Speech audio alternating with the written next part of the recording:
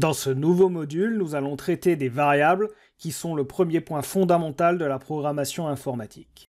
Comme en mathématiques, une variable est un symbole qui contient une valeur qui peut être modifiée au cours du temps. Autrement dit, c'est un conteneur qui dispose d'une valeur modifiable. Ce symbole ou ce conteneur est représenté par un nom unique. Donc comme en mathématiques, quand vous utilisiez une variable dans un calcul, cette valeur de la variable pouvait être différente et donner un résultat différent. C'est ici exactement la même chose qui va se passer. Vous avez ici un premier exemple, et pour comprendre ce qu'il va se passer, si Milo touche une pomme, il gagne 10 points. Nous devons conserver cette information, c'est-à-dire le score à chaque étape. Pour cela, nous devons utiliser une variable que nous pourrons appeler par exemple score. Cette variable contiendra donc la valeur, le score de notre personnage dans le niveau. Je vous propose ici de prendre le temps de la réflexion pour comprendre ce qu'il se passe pour Milo lorsqu'il se déplace dans le niveau. Donc j'ai défini ici une variable score, comme nous l'avons dit, pour Milo, et stocké à chaque étape son évolution. C'est ce que nous retrouvons ici. À l'étape 0, le score de Milo était égal à 0 puisqu'il n'avait pas encore mangé de pomme. À l'étape 1, Milo s'est déplacé d'un cran et il a mangé une pomme. Du coup, son score a pris plus 10 points. C'est pourquoi maintenant le score a la valeur 10. À l'étape 2, Milo a encore avancé et il a à nouveau mangé une pomme. Du coup, il a pris encore plus 10 points. Et donc la valeur de la variable score est maintenant égale à 20. À l'étape 3, Milo s'est encore déplacé et a encore mangé une pomme. Le score a donc à nouveau augmenté de 10. Et donc la nouvelle valeur est 30 pour le score. Enfin, à la dernière étape, Milo s'est déplacé et a atteint le drapeau d'arrivée. Du coup, le score n'a pas modifié. Et au final, à l'issue de cet algorithme, le score pour Milo a la valeur 30. Maintenant que nous avons vu l'évolution de la variable score, que nous avons fait un algorithme graphique comme on l'a ici, ou en liste d'actions, on va essayer de le faire en pseudocode et voir ce que ça donne. Donc en pseudocode, la première chose à faire, ça va être d'utiliser les mots-clés que nous avions vus précédemment, algorithme pour donner le nom de notre algorithme, début et fin pour définir le bloc d'instructions où nous mettrons toutes les actions qui vont se passer pendant l'algorithme, et ensuite ici on va devoir rajouter un autre mot-clé, c'est le mot-clé variable, pour définir nos conteneurs, nos symboles qui contiendront les informations importantes de notre algorithme. Donc ici, nous allons utiliser le score, comme on a vu précédemment, et nous allons définir le type d'information que c'est. J'y reviendrai un petit peu plus tard dans le module pour vous détailler ce que sont les types. Pour le moment, on va voir le premier type, le type simple, le type entier, qui contient tout simplement des informations de type entière, c'est-à-dire des nombres, signés, permettant donc de faire notamment des calculs. Mais on y reviendra un petit peu plus tard. Donc pour le moment, nous avons défini notre première variable, score, ici, et nous avons dit que cette variable était de type entière. Donc vous avez ici la syntaxe pour déclarer les variables. Donc toutes nos variables se mettront dans ce bloc d'instructions, ici, variables, où nous listerons toutes les variables nécessaires pour notre algorithme. Ici, nous n'avons besoin que d'une, le score.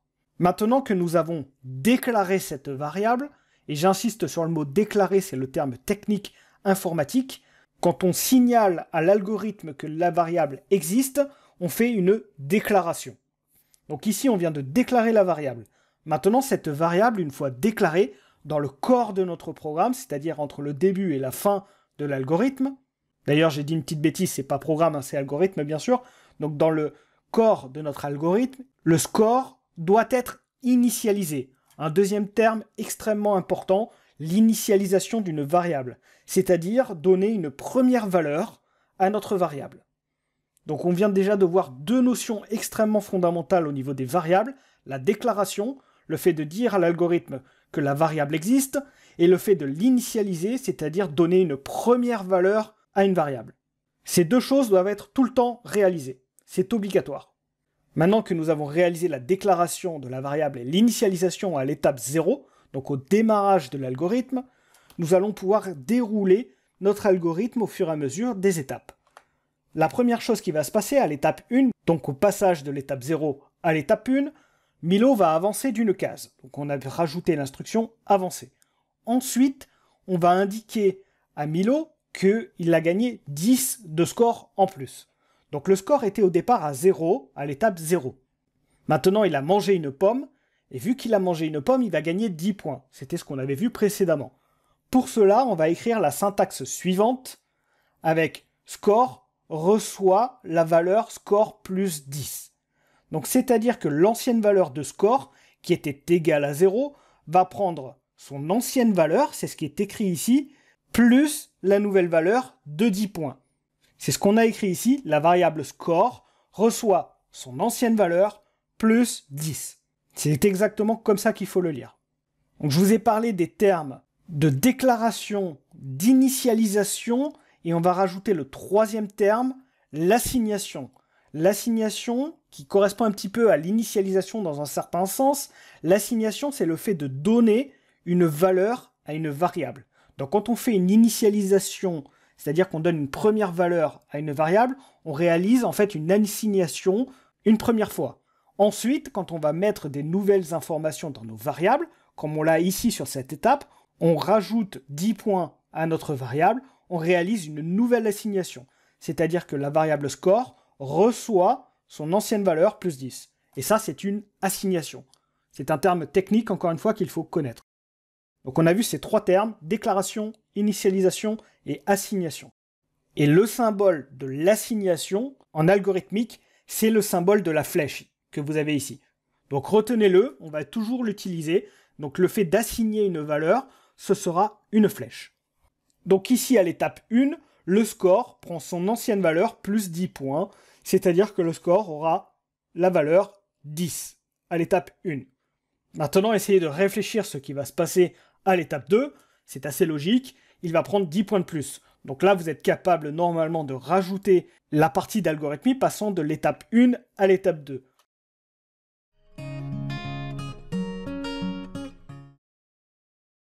Vous l'aurez imaginé, c'est exactement la même chose. C'est-à-dire qu'on va réavancer d'un cran et qu'ensuite on va rajouter dans la variable score son ancienne valeur plus 10. C'est-à-dire que score ici aura la valeur 10 plus 10. Et donc la nouvelle valeur de la variable score sera 20.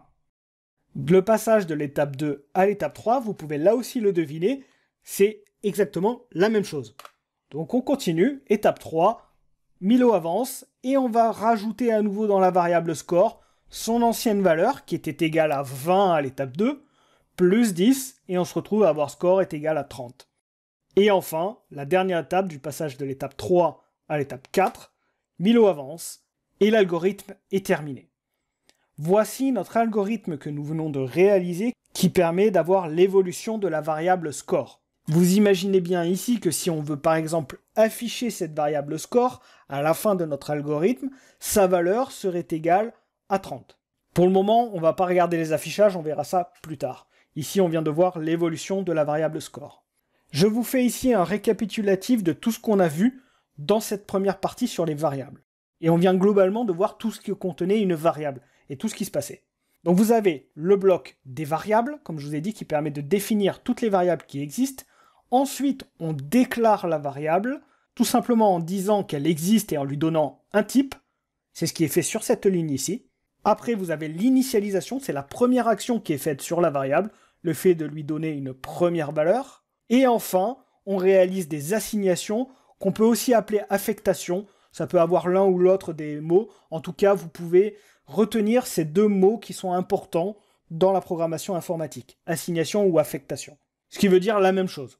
Et je rappelle à la fin qu'il est obligatoire de déclarer et d'initialiser une variable. Je vous propose ici une autre slide pour vous montrer l'évolution de la variable score en termes de valeur. Donc ici, je vous ai redécrit cela, ce que j'ai expliqué précédemment, et vous l'avez de manière visuelle. Donc vous avez la variable score à l'étape 0 qui a bien la valeur 0. C'est ce que vous avez en vert. Ensuite, vous allez avoir son évolution. Donc à l'étape 1, la valeur de la variable score en vert va prendre l'ancienne valeur de l'étape précédente. C'est ce qu'on retrouve en rouge avec la flèche qui montre bien le fait d'envoyer cette valeur dans la variable score en rouge ici, plus les 10 points. Ce qui fait que la nouvelle valeur en vert de la variable score sera égale à 10. Ensuite, cette valeur de la variable score à l'étape 1 va être envoyée dans la variable score en rouge de l'étape 2 et va prendre 10 points supplémentaires. On va donc se retrouver à avoir la nouvelle valeur de la variable score qui sera égale à 20. Et on continue sur la dernière étape à faire le même principe. La valeur de la variable score en vert va être envoyée dans la variable score en rouge de l'étape 3. On rajoute 10 points et la nouvelle valeur de la variable score sera égale à 30. Prenez vraiment le temps de bien comprendre ce principe parce qu'il est tout le temps utilisé en informatique. Donc cette écriture permet simplement de dire que dans le score, on va rajouter l'ancienne valeur plus des points supplémentaires. Dans la prochaine vidéo, nous réaliserons un exercice sur les variables.